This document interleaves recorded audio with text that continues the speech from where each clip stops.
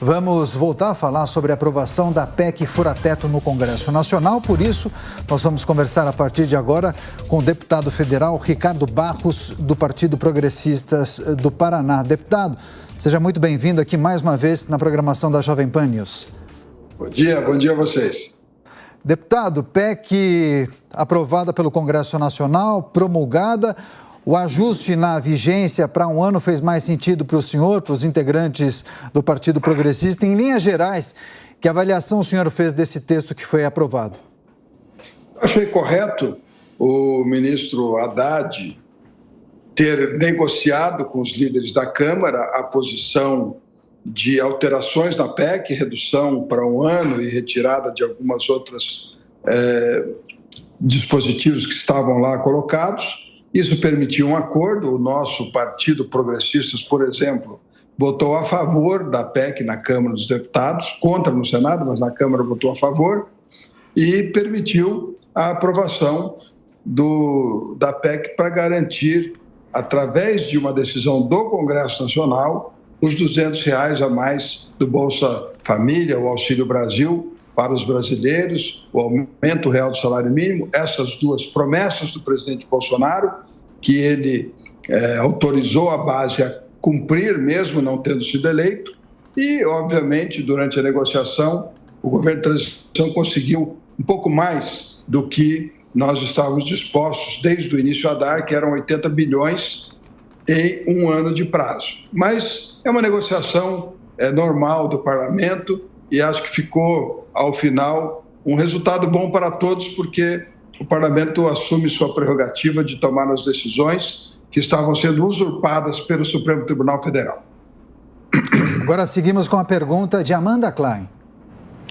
Líder, muito bom dia. Eu queria perguntar ao senhor agora, como deputado experiente que já foi líder do governo Fernando Henrique, vice-líder do governo Lula, líder do governo Bolsonaro, votou a favor da PEC da transição. Eu quero apontar para frente. O que a votação desses últimos 2 dias sinaliza em termos de formação de base aliada do governo eleito? A gente viu que deputados do União Brasil, PSD, MDB, a maioria votou a favor, a maioria do PT da Câmara votou a favor, republicanos e PL contra. É possível conversar com republicanos e PL, que participação e que postura terá Arthur Lira nesse novo governo? Será uma figura imprescindível, apesar do orçamento secreto ter sido extinto, é uma figura ainda muito poderosa. Como estará o PP no novo governo? Queria que o senhor desenhasse mesmo, explicasse um pouco para a gente quais são as perspectivas desse governo eleito, inclusive no que diz respeito a contrapartidas, porque se o Centro Democrático votou a favor dessa PEC, naturalmente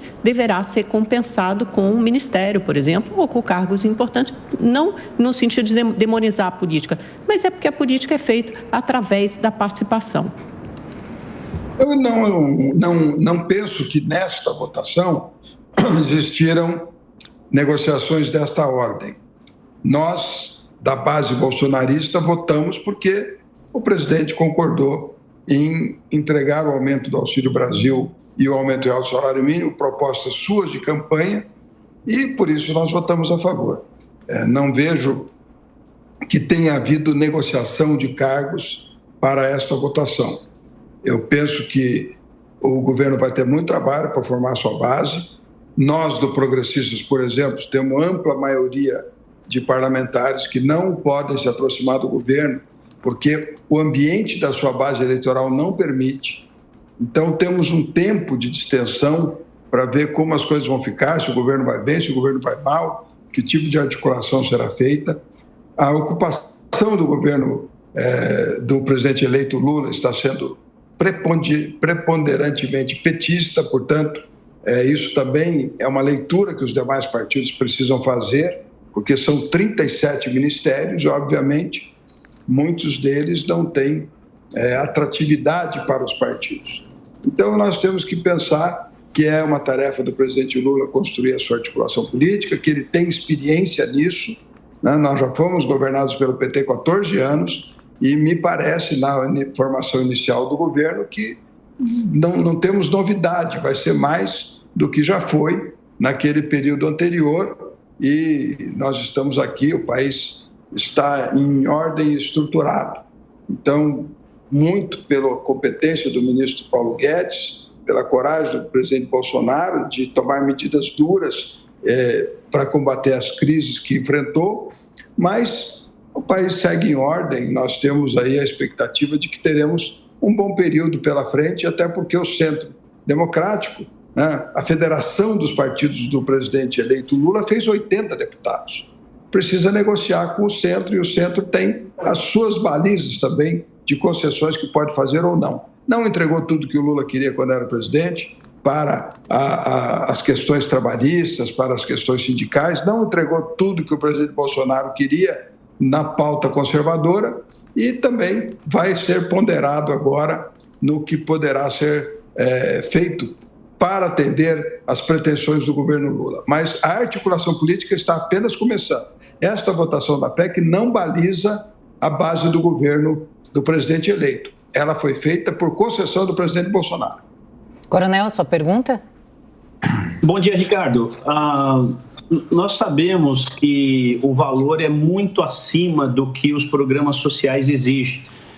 A conta ela gira em torno de 40, 50 bilhões, podemos até falar em 70 bilhões para honrar o Auxílio Brasil, o Vale Gás e mais alguma outra coisa. E a gente sabe que o valor superou muito isso.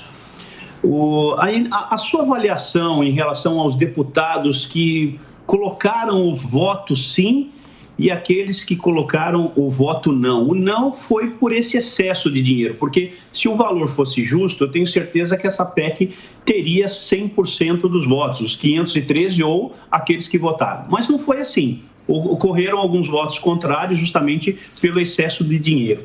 Essa sessão que foi feita pela Câmara, ela vai se perdurar agora ao longo desses próximos 4 anos? Ou seja, tudo aquilo que o Lula colocar ali dentro para ser votado, a Câmara vai ceder de uma forma tão tranquila como foi a PEC? Coronel, não. Você sabe que não. Nós tínhamos proposto 80 bilhões por um ano. O valor correto é 75 bilhões. É o valor que o relator do orçamento, o senador Marcelo Castro, alocou na área social para atender o Auxílio Brasil, o aumento do Auxílio Brasil. Mais um pouquinho para o aumento real do salário mínimo, daria os 80 bilhões. A nossa conta sempre esteve certa. Era 80 bilhões por um ano, teria 100% dos votos a favor na Câmara dos Deputados. Como o Senado passou um texto no Senado muito amplo, né, com muitos... Na verdade, nós estamos em 198 bilhões nessa PEC, porque além dos 145, tem os 26 do PIS/PASEP, tem os 23 da infraestrutura.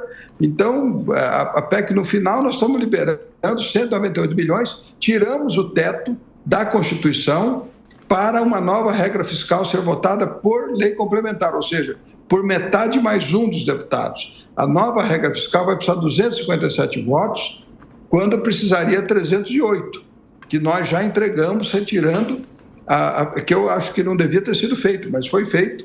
Eu acompanhei o meu partido nas votações, porque o governo liberou na Câmara a votação da PEC, e nós temos agora uma realidade que se trata deste cumprimento do compromisso de campanha. Não pensem que essa votação da PEC é a base do futuro governo, porque não é. Ela foi feita porque nós tínhamos compromisso de garantir os R$200 a mais para as pessoas que precisam no Brasil. Promulgação da PEC fura-teto e também as perspectivas para o Congresso Nacional, especialmente a Câmara dos Deputados, no ano que vem.